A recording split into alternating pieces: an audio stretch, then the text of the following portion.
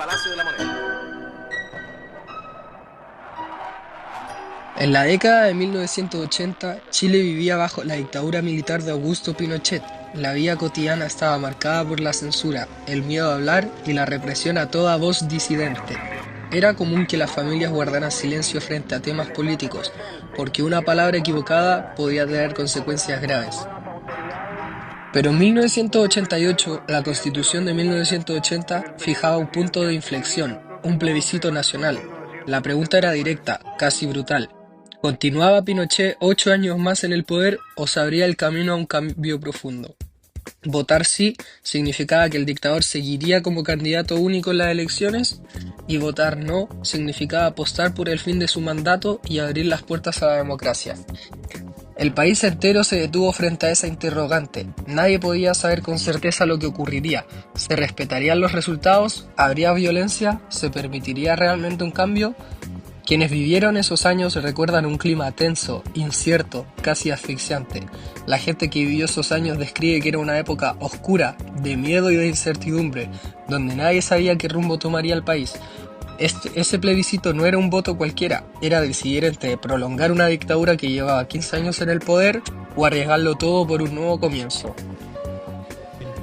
Las campañas fueron un reflejo del contraste que vivía Chile en esos años.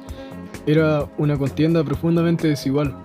El sí contaba con el Estado detrás, lo que significaba más recursos, más tiempos en televisión y el control de los medios de comunicación. Sus mensajes prometían orden, estabilidad y seguridad, pero también se apoyaban en el miedo. Advertían que, si triunfaba el no, el país se hundiría en caos, la violencia y la inestabilidad. Aunque el marxista se vista de seda, marxista queda.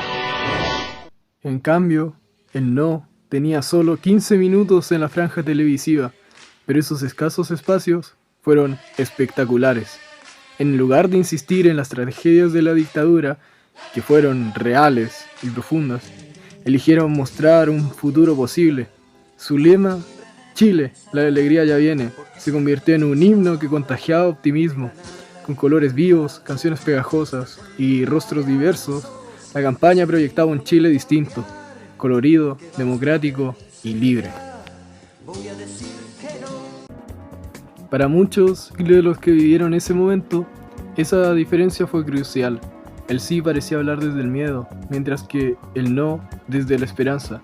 Una de nuestras entrevistadas nos escribió que la campaña del no fue mucho más creativa, con buenas ideas, mientras que la otra era puro miedo. Ese contraste quedó grabado en la memoria colectiva, el corazón de quienes decidieron apostar por un cambio. El 5 de octubre de 1988 amaneció con nervios en todo el país. Desde temprano, miles de personas acudieron a sus mesas de votación. Las filas eran largas e interminables y los susurros recorrían los pasillos de las escuelas o gimnasios habilitados. La gente hablaba en voz baja, todavía con miedo, pero también con la sensación de estar viviendo un día que iba a ser histórico. Durante la jornada no hubo grandes disturbios, pero la tensión estaba en el aire. Al caer la noche, la incertidumbre aumentó. Los resultados tardaban en llegar y se temía que fueran manipulados o incluso que el proceso se interrumpiera. La televisión mostraba rostros serios, miradas que evitaban dar certeza, y cada minuto parecía eterno.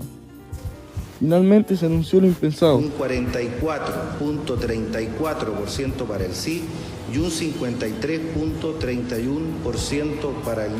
La tensión contenida durante horas estalló en celebración.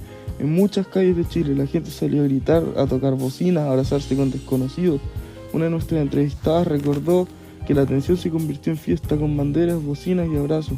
Otra dijo que sintió alegría y tranquilidad al escuchar la noticia. Pero no todos vivieron esa noche como una victoria. Los partidarios del sí quedaron decepcionados, convencidos de que se abría un futuro incierto.